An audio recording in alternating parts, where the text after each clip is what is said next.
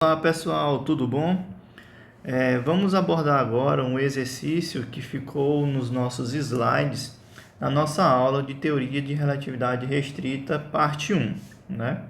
Eu deixei lá nos nossos slides o seguinte questionamento, né? Mostrar que as equações de Maxwell do eletromagnetismo não são invariantes segundo as transformações de Galileu. Como nós debatemos nas nossas aulas, a gente viu que as leis físicas não devem mudar de um referencial inercial para outro referencial inercial. Ou seja, a mesma lei que descreve um fenômeno físico em um dado referencial inercial, ela tem que ter a mesma forma em um outro referencial inercial.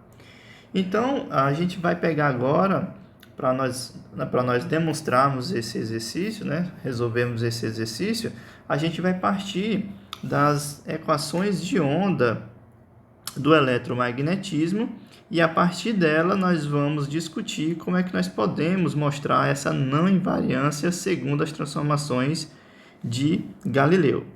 Então, o primeiro passo é escrevermos aqui a equação de onda para o campo elétrico, no qual vocês já devem ter visto na disciplina de ondas e fluido, que é uma das nossas disciplinas do curso, onde a equação de onda para uma onda eletromagnética é escrita dessa forma, né?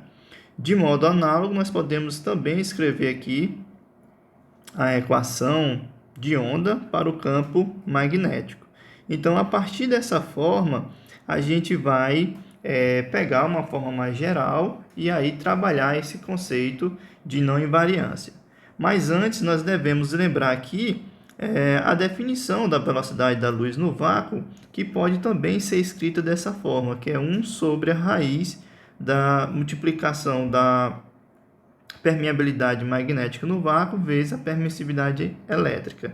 Então, esse resultado é obtido tanto teórico como experimental, e nós vamos utilizar essa definição para que a gente possa fazer essa demonstração. Então, vocês viram que lá na disciplina de ondas, quando nós temos essa equação diferencial parcial para nossas ondas, a gente pode obter aí, a partir de métodos de resolução de equações parciais, soluções. No caso aqui pode ser uma solução trigonométrica que satisfaça essa equação. Então, as soluções para a equação de onda que a gente abordou aqui no início, elas podem ser dadas dessa forma, tanto para o campo elétrico quanto para o campo magnético, tá certo? Então, eu tenho aqui para o nosso campo elétrico, y de xt igual a m, que aqui nós temos uma amplitude, vezes o seno de kx, onde k aqui é meu vetor de onda, ou número de onda, mais ou menos ômega-t, onde ômega vai ser justamente a minha frequência angular. E x caracteriza justamente a direção de propagação da minha onda, e t vai ser o tempo, tá certo? Então, pegando essa essência da equação de onda para uma onda eletromagnética e a sua respectiva solução, a gente pode aqui escrever para o caso geral essa seguinte expressão para uma dada onda eletromagnética, onde eu vou escrever aqui a segunda derivada em relação a x ao quadrado da minha onda U de xt, menos 1 sobre c ao quadrado, vezes a segunda derivada em relação ao tempo de U de xt igual a zero. Veja que 1 sobre c ao quadrado, escrevendo dessa forma aqui, c, eu posso obter justamente esse fator aqui. Então, tanto faz escrever a minha equação como sendo a primeira, aqui em cima, como essa daqui vai ser a mesma coisa, tá certo? Então, uma vez falado isso daí, a gente vai agora ver a questão da solução. Então, vamos ver se uma solução escrita daquela forma trigonométrica vai satisfazer ou não a minha equação de onda, né? Então, vamos primeiramente propor aqui uma solução U de xt na forma trigonométrica, como para o campo elétrico e o campo magnético, na forma de UM, multiplicado por seno de kx ômega t, e vamos testar se ela realmente satisfaz a nossa equação, né? Então, o primeiro passo é fazer a derivada espacial em relação aqui a x de U de x de t.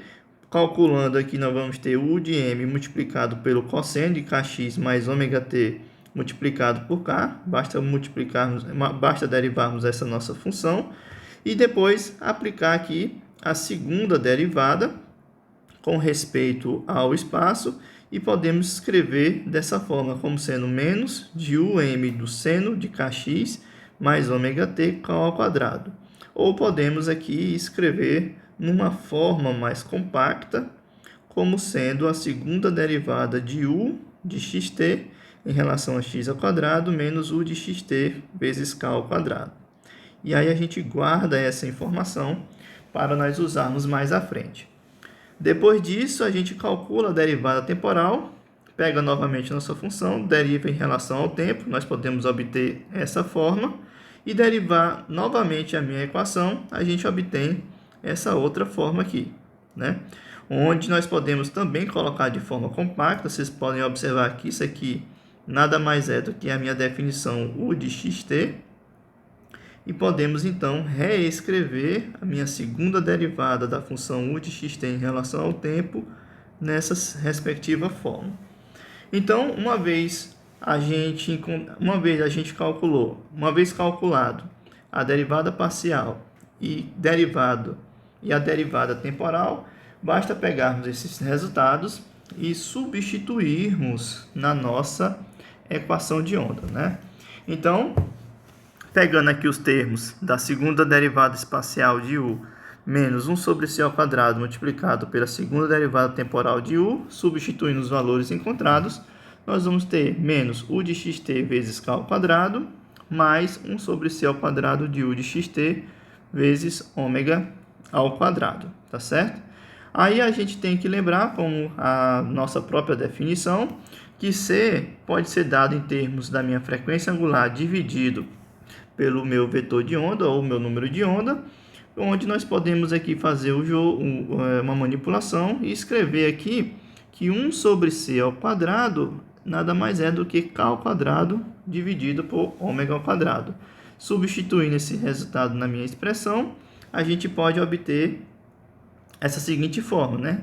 A nossa equação de onda igual a menos u de xt vezes k ao quadrado mais k ao quadrado sobre ômega ao quadrado de u de xt multiplicado por ômega. A gente tem que esse termo vai ser cancelado com esse outro termo, e aqui vamos ter a soma de menos u de xt vezes k ao quadrado mais k ao quadrado de u de xt, que são quantidades iguais, e consequentemente aqui a gente chega igual a zero. Ou seja, o que nós podemos concluir? Que a minha função escrita na forma trigonométrica que eu dei de início, ela é solução para a minha equação de onda, tá certo? Então, ok. Então quer dizer que aquela nossa solução é uma solução plausível e pode ser usada aí para nós mostrarmos a não invariância do eletromagnetismo perante as transformações de Galileu. Então, a gente vai usar aqui as transformações de Galileu, que são dadas dessa forma, x' igual a x menos vt e t' igual a t. Veja que nós podemos pegar a nossa solução, u de xt, como sendo uma solução de uma equação de onda em um dado referencial S, e vamos então estudar essa nossa equação em um referencial S', né? Com isso, a gente pode fazer a transformação inversa e escrever a minha função de onda, a minha função u tio, que eu vou chamar de u tio de x', t', como sendo m vezes seno de kx' mais vt' mais ômega t', tá certo? Onde aqui nada mais é do que a minha inversa de x, segundo as transformações de Galileu, e t é igual a t', porque nós tomamos aqui o tempo absoluto da interpretação da época em relação ao espaço-tempo, tá certo? Então, o nosso objetivo agora vai ser verificar se esta solução, escrito dessa forma, né, será então uma solução para a nossa equação de onda, onde nós podemos encontrar a nossa equação de onda na forma que nós vimos no referencial S. Então, a pergunta é, será que vai satisfazer essa condição? É isso que nós vamos ver. Então, para que a gente mostre isso, a gente vai ter que fazer as derivadas tanto no espaço como no tempo, para que a gente veja se de fato essa solução e essa equação se comporta como no meu referencial S. Então, o primeiro passo é calcularmos a derivada espacial.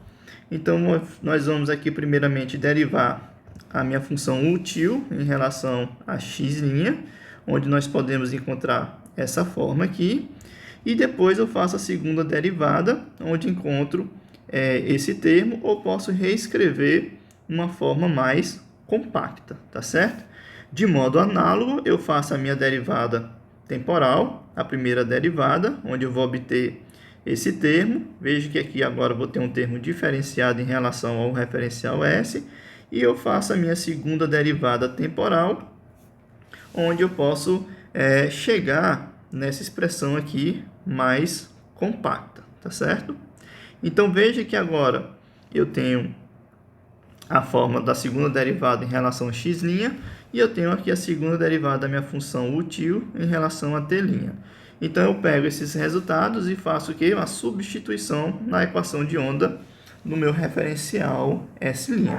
Substituindo esses valores, encontrados, essas formas encontradas, eu tenho aqui que vai ser dado como sendo menos útil de x', t' multiplicado por k ao quadrado, mais esse termo da derivada temporal, tá certo? Aqui a gente faz o desenvolvimento desse quadrado, que vai dar justamente essa forma, e onde eu posso expandir ou colocar em termos mais parciais, onde eu posso escrever a minha parte dessa outra forma, né? Onde veja que aqui vai dar, aqui é o resultado da minha derivada espacial, e isso aqui é a consequência da derivada temporal. Aí o que nós vamos fazer agora? A gente vai só organizar esses termos, onde podemos fazer o seguinte: olhando para cá, eu vou ter que esse termo aqui, se nós observarmos bem, ele vai ser nada mais, nada menos do que k ao quadrado. E aí vocês podem observar que tanto esse termo cancela com esse termo, e fica então apenas o terceiro e o quarto termo da minha expansão. E aí eu posso escrever a minha equação de onda para o referencial S' dessa forma aqui. Então, o que acontece? Esse resultado a gente já pode observar que ele não tem a mesma forma do referencial S. Veja que aqui temos mais termos envolvidos quando nós fazemos o estudo da onda eletromagnética no referencial S'. Então, para ajeitar essa equação, deixar ela um pouco mais ajeitada, a gente pode considerar aqui a derivada em relação ao tempo t', escrito dessa forma, e vamos derivar novamente em relação a x. Então, tem uma derivada espacial, derivando a parte temporal com a parte espacial. E aí nós encontramos esse resultado, onde podemos multiplicar por esse fator 2 vezes v sobre c ao quadrado, e aí reescrever esse termo que vai aparecer na minha equação lá em cima, de forma em que 2 sobre c ao quadrado útil de x' t' multiplicado por k2v2 mais kv ômega vai ser dado por esse termo. Então, a gente pode observar aqui no resultado que nós encontramos para o referencial S', a gente pode aqui reorganizar esses termos. De que forma? Se nós pegarmos aqui e reescrevermos a nossa equação que nós encontramos, onde podemos aqui adicionar mais um termo em relação ao útil de kv ao quadrado sobre c ao quadrado e colocar aqui um fator 2. Fazendo isso, eu posso reorganizar esse primeiro e segundo termo e escrever eles desta forma, onde, pelo resultado que nós encontramos, a gente pode agora reescrever na forma que nós encontramos a menos de um sinal. E esse outro termo, ele pode ser dado a menos de uma derivada. Então, isso aqui pode ser escrito como v ao quadrado c ao quadrado, a segunda derivada em relação a x' ao quadrado de útil de x' t'. E se nós pegarmos isso e aplicarmos na nossa equação, ele vai ter essa seguinte cara. Jogando tudo para o outro membro, nós vamos encontrar a nossa equação que já é característica do meu referencial S', com mais termos excedentes. E aí eu posso então escrever a minha equação de onda para uma onda eletromagnética no meu referencial aqui, S', dessa forma aqui. Ou seja, qual é a conclusão que a gente tem, né? A gente vê que a forma da equação de onda que descreve essa onda eletromagnética no referencial S' difere da equação de onda que descreve essa mesma onda no referencial S. Então, ou seja, se S e S' são referenciais inerciais, a gente vê que a nossa onda ela não é invariante em relação às transformações de Galileu. Então, esse ponto é o que eu gostaria de mostrar para vocês acerca da não invariância do eletromagnetismo, da eletrodinâmica de Maxwell em relação a esses referenciais inerciais, tá certo, pessoal? Pois fica aqui esse exercício e esse exercício ele é uma parte de um outro exercício que eu deixei na lista para que vocês possam desenvolver, tá bom? Então, até mais.